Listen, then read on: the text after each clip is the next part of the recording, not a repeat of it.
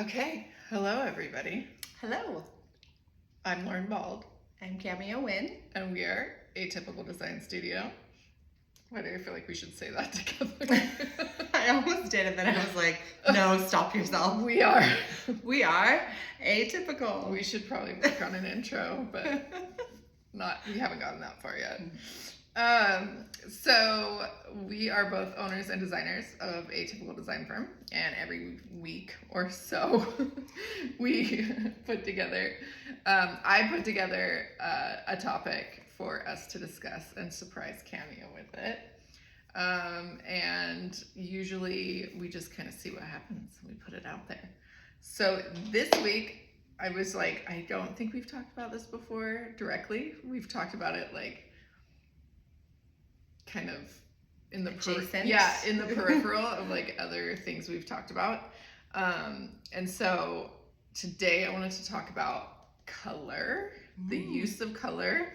How do you decide like what color to use and what colors you don't like, and if you've ever had to work with a specific color that was like already existing and you had to work around that, or if there's anything where a color was like super helpful or like a big hindrance in the design process. Because color's so much more than like just like, oh, I like this color's pretty. There are so many factors that go into it that can make or break a project. Yeah, for sure. I feel like the first thing just offhand that comes to mind is like dealing with color when it comes to like different types of stains on flooring in existing spaces. Because when you have something like a wood or an existing element that you're trying to refine the color, like having the issue, I guess, or like what's the word I'm looking for? I don't know, are you talking about like the tone of it? Like, yeah, like there's only so much that you can do with certain things. And so having that like barrier of, okay, we really actually want this exact color, but we can't achieve it with this particular material. I think like just from a difficulty standpoint, that's something that's hard to deal with. And so I think working around those like big elements that you can't change, right? Because like ripping out an entire floor rather than just restaining it is a huge expense. So, I mean, that just comes to mind and can dictate a lot in the space. You know, if you're working with a wood that leans a little more warm, you know, your clients tend to like colors that are on the cooler side or lighter. Like you can't necessarily there's no amount of stain that's gonna like change that. Yeah, and really it well. sort of like dictates everything else that you put in the space. So it's a tricky thing and just takes some experience of figuring out how to make different tones work together. I think that's a really important part of color too. Like a lot of the times when I start with a project, you know, we find out from our clients like, what is your favorite color? What are colors you don't like? Are you more into kind of a neutral palette, or do you like an explosion of color? And a lot of the times it's like, it's a little bit of a experiment in just presenting different options to see what people kind of lean towards, but putting it all together is really quite a skill, I think. Well, and I think for me too, that's like the style of the home, the architecture of the home, the era in which it was built, or it's trying to like emulate being built, has a lot to do with it. Also the environment around the home itself, the natural environment dictates a lot of the color palettes. And like, you know, sometimes mid-century homes can take a little bit more color and a little bit more fun, or like if you wanted to do colorful appliances, you know, that's like kind of that niche. Also, like if you get a cool Victorian home, they did like kind of crazy colors, and they mixed a lot of patterns, and they had a lot of like deep jewel tone colors and things like that. versus like a super modern stark home, you know, it may not take those like bright pops of color as well. So I think that's something to consider. And then like if you're building a home in the desert versus something in the forest or surrounded by trees, I mean, you want it to kind of fit in with the environment as well. And so that determines color a lot, I think. Yeah, like the landscape, the environment, you know, obviously a coastal home is gonna call for a different palette than, like you said, like a desert type environment. So yeah, I think those things are all really important. But even just like a slight tweak of color can really change something entirely. Like we're working on a project right now, and it's a restaurant bar, and we want to have a lot of color in it, but not be something that people are going to get sick of, or it feels overwhelming or too busy. And, you know, having a yellow tile that has more of like kind of more mustard undertone versus that like green undertone changes everything. Right. So I think the tones are really important. Yeah, and the full kind of, is it psychological the psychological effect of color on your brain. Like there are so many studies on it. Amber Dunford, who's a colleague of ours, she teaches a class at Slick, I think, just like all about the psychology of design and color and like how it affects you in different moods, and why restaurants use certain colors, because it can make you feel hungry, or you know, if something can make you feel full or make you feel anxious or energized or restful, like it all plays a part. I think one of the main things for me is also things that are really clashing, like not in a good way. Like sometimes people have a really plain home, and then they'll throw up like a crazy piece of art that's like reds and purples, and it's all just like very intense, and to me that feels so out of place, and it's like almost I don't know, it gives you like that feeling of anxiety or something like that, because it doesn't quite fit with the rest of the space. And so it's really important with art too, is making sure that it's right for the space and the environment of the home.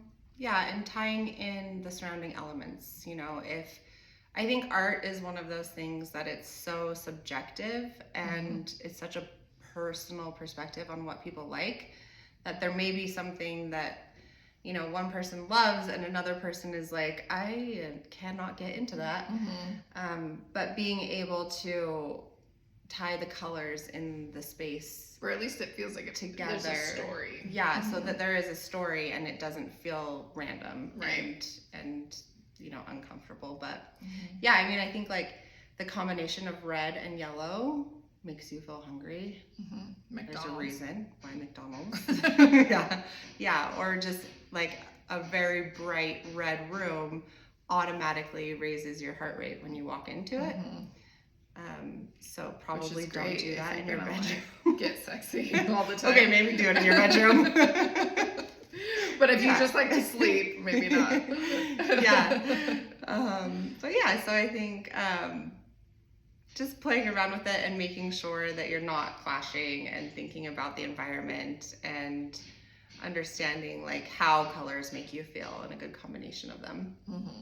Have you ever had to use an existing color in a project, or like a paint color, like work with something that was already existing?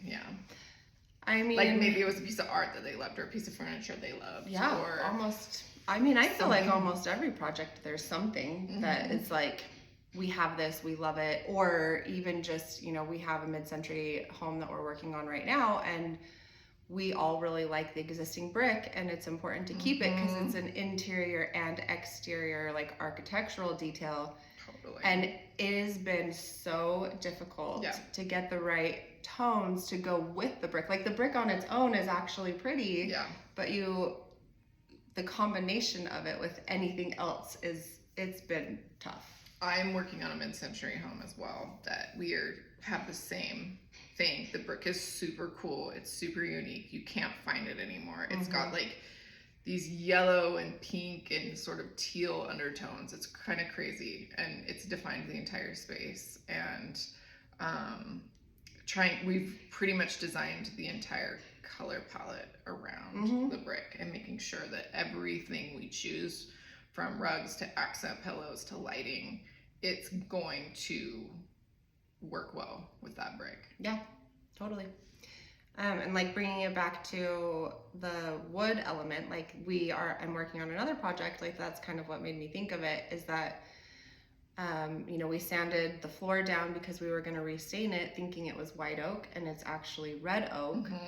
And we thought we were going to do kind of a lighter blonde color, and that's not possible. So it changed the whole entire space, right? Because now we have to go dark. Like that's very, very different than a light blonde would. So yeah, work with existing elements like that a lot. And I think that's the difference too, those like tiny subtle differences when you walk into a space and it feels really good and really cohesive. And it's because someone, either on purpose or not, paid or not, has taken time to pay attention to those things, like the brick color and how everything ties into it.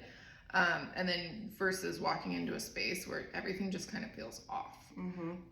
And maybe that wasn't taken into account. And it's just those tiny subtle differences that really make a space feel good. Yeah. And I think when we talk about color, we think of like saturated or, just painting pops, a wall. Yeah, pops of like bright colors. But I think color is really also important to consider in neutrals too, because we've talked previously about if you've ever tried to paint anything white, like the undertone and the color in the whites are just like so incredibly important in making or breaking a space, really. It can look pink, it can look blue, it can look lavender, it can look yellow, and that's why we choose paint colors absolutely last, because once everything else is finished, you put it up in a room, it can look completely different. Totally. And so and also considering colors in any sort of material, tile, paint, stone, fabrics, like grout can make tile look completely different. Yeah, and like we'll put together, a scheme of all those different materials in the office or in one space, and then take it to the space where it's actually going to be installed, and quite a few things may not look the same, so it's important to consider that too. Yeah, I totally agree. Yeah, and obviously the way that lighting affects color is very important too. Natural light, not natural light. Like our skin tones right now. Yes. You're very tan. It's called bronzer. I think mine's all worn off. I started with this morning. I'm sitting closer to the natural light. I'm ghost light now. But yeah, I think we talked already about like paint and lighting. But I think, those are huge things. The flooring is another thing that I hadn't even considered. That's totally true. And like the wood on a kitchen, and trying to make sure that the tones match if you have wood floors. That's like a super important thing. And even if it's not the exact same wood or the exact same species or grain or style, that the tone still goes.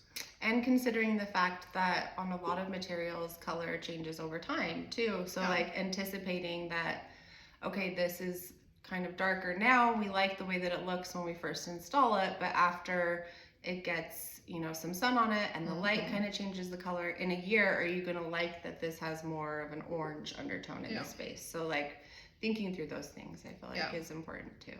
The sun can affect things, and the elements too, even on exteriors. If there's a certain part of an exterior that's going to be battered by the elements and another part that's not, it's going to age differently. And the color will eventually change. Yeah, all good things to consider. Yeah, it's important. So it's not just about color, although don't be afraid of color. Color is your friend. Just think about it. Start small. Yeah. Think about it. Be intentional. Be intentional. Ask your friendly neighborhood designer if you have questions. We're here for you. And Yeah. So that's it. Yeah. Okay. We'll see you next week. Probably. Hopefully.